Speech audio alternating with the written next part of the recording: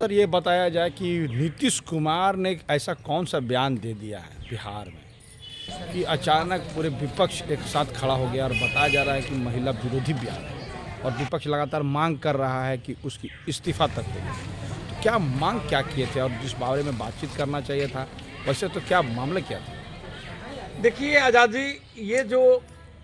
कल का जो नीतीश कुमार जी का बयान है, एक्चुअल नीतीश कुमार जी अपना बयान दे रहे थे जनसंख्या नियंत्रण पर और जो ये आपका कास्ट रिजर्वेशन की जो बात उठा रहे थे और उसी में सदन में वो अपना थे और उसी समय वे कुछ बात बोलने लगे जनसंख्या नियंत्रण के संबंध में और उसको देखा बीजेपी, खास करके बीजेपी ही, और कोई भी इस पर मजाक नहीं उड़ा रहा है और कोई भी इस पर मंतव्य नहीं दे रहा है। बीजेपी को लगा कि हमारे हाथ से अब जनता खिसक रहा है तो किसी ढंग से नीतीश कुमार को बदनाम किया जाए। और क्योंकि नीतीश कुमार जी जो भी बात वहाँ पर बोले हैं, एक राज्य का मुख्यमंत्री और अभिभावक के रूप में लोगों को समझाने का एक प्रयास किए, युवा वर्ग को समझाने का प्रयास करते हुए ये वो बात बतलाए। लेकिन एक देखे कि भाजपा की एमएलसी थी वह रोते हुए निकली और भाजपा चारों तरफ से, मतलब कि भाजपा के जितने विंग हैं, यहाँ तक कि प्रधानमंत्री जी भी अपनी भाषणों में गला फाड़ फाड़ करके चिल्ला रहे हैं। लेकिन मैं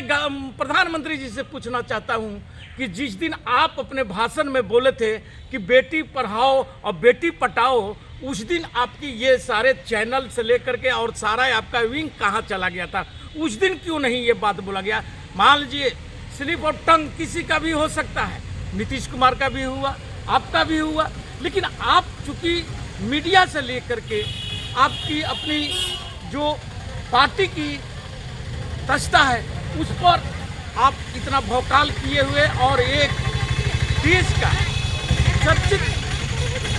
मुख्यमंत्री और देश के आने वाले प्रधानमंत्री के रूप में नीतीश कुमार को देखा जा रहा है और उनसे जो ये बदनाम करने का ये जो षड्यंत्र रचे हैं, ये बहुत ही बड़ी दुखदाई है। क्योंकि नीतीश कुमार जी कल जो फैसला लिए हैं उसको प्रधानमंत्री जी जिस ढंग से गले फाड़ फाड़ करके हर सभा में चिल्ला रहे हैं, बोल रहे हैं, लेकिन यही प्रधानमंत्री जी मणिपुर पर महिलाओं को नंगे घुमाया जा रहा है, महिलाओं को बलात्कार करके हत्या कर दिया जाता है। हमारे दिल्ली के जंतर मंतर पर रेसलर लड़कियों के साथ उनको बूटों से रौदा गया, उस पर हमारे प्रधानमंत्री जी चुप रहते हैं। आप यहाँ छोड़ दीजिए, उत्तर प्रदेश में जिस ढंग से दलित लड़की के साथ में बलात्कार कर करके और इनका पुलिस उसे रात के 12 बजे जला देता है, उस पर प्रधानमंत्री को पता नहीं क्या हो जाता है, वहाँ पर वह चुप हो जाते हैं। लेकिन चूंकि नीतीश कुमार जी है और नीतीश कुमार जी इंडिया अलायंस से जुड़े हुए हैं और देश के भावी प्रधानमंत्री के रूप में लोग उनको देख रहा है, उन पर ये लोग सारा कुछ चक्र रच रहे हैं। और इस पर बहुत अच्छा तेजस्वी यादव और उनकी एक बहन ने भी बहुत बड़ी अच्छी बयान दी है कि ये सारी चीज़ जो हमारा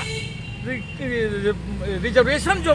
नीतीश कुमार जी 75% किए हैं, 60 से बढ़ा करके 75 किए हैं, इन सारे चीज़ों को लेकर के इनके पास बोलने के लिए या जनता के सामने कुछ भी बात रखने के लिए इनके पास है नहीं। इसलिए अनाप शनाप इस ढंग की बातों को करके विपक्ष को बदनाम करें, क्योंकि इनका हमेशा कार्य ही रहा है भाजपा का या आरएसएस का कि विपक्ष को बदनाम करो और देश लूटो। यही कार्यक्रम पर ये लोग अभी तक चल रहे हैं। और नीतीश कुमार, लेकिन आप पूरा देश से पूछ लीजिए, देश की जनता से पूछिए कि नीतीश कुमार ने क्या गलत कर दिया है। नीतीश कुमार की गलती ये है कि उन्होंने देशवासियों को या अपने राज्य को एक नया आयाम दिए, ओबीसी आरक्षण को जो दायरा बढ़ा करके, और इसे ओबीसी समाज में जो खुशी की लहर दौड़ी थी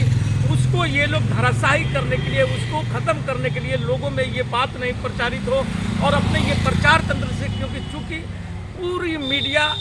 आज इन लोगों के हाथ में बिक चुकी है, वे लोग सिर्फ चटुकारिता करते हैं, समाज में अन्य और भी मामले हैं उसको नहीं दिखा करके दिन भर। आज देखिए, एक है बॉम्बे की नवनीत राणा जी जो सांसद है, निर्दलीय सांसद है, और निर्दलीय नहीं बोलिए, वो आजकल वो भाजपा का ही प्रचारक भी बन गई है, प्रवक्ता के रूप में भी देखी जाती हैं। उनका भी एक बयान आ रहा है कि मुझे तो शर्म आ रहा है, लेकिन वही नवनीत राणा जी आज तक मणिपुर पर नहीं बोलती हैं। आज तक दलित जो मध्य प्रदेश में या आदिवासी लड़के के ऊपर पेशाब जो करता है मिश्रा, उस पर इन लोगों की पता क्या हो रहा है, क्या हो जाता है इन लोगों को, उस पर इन लोगों की कोई आवाज़ नहीं निकलती है। ये बहुत दुखदाई मामला है। देश को सोचना होगा, समझना होगा इस बात को कि आखिर हम को इस इधर उधर की बातों में हमारे देश के प्रधानमंत्री जी क्यों भटकाना चाहते हैं, मेन मुद्दे की बात क्यों नहीं करते हैं। जो आज हमारे हंगर इंडेक्स में 111वां स्थान पर आ गया है, इस पर वो बात नहीं करते हैं। बेरोजगारी दर बढ़ रहा है, इस पर बात नहीं करते हैं। महंगाई बढ़ रहा है, इस पर नहीं बात करते हैं। लेकिन विपक्ष को किस ढंग से घेरा जाए, कैसे उसको बदनाम किया जाए, अभी आखिर माफ़ी मांगेगा किससे और माफ़ करेगा कौन, ये देखने की बात होगी और ये समझने की बात होगी। इसी के साथ मैं अपना वक्तव्य समाप्त करता हूँ। जय हिंद, जय भारत।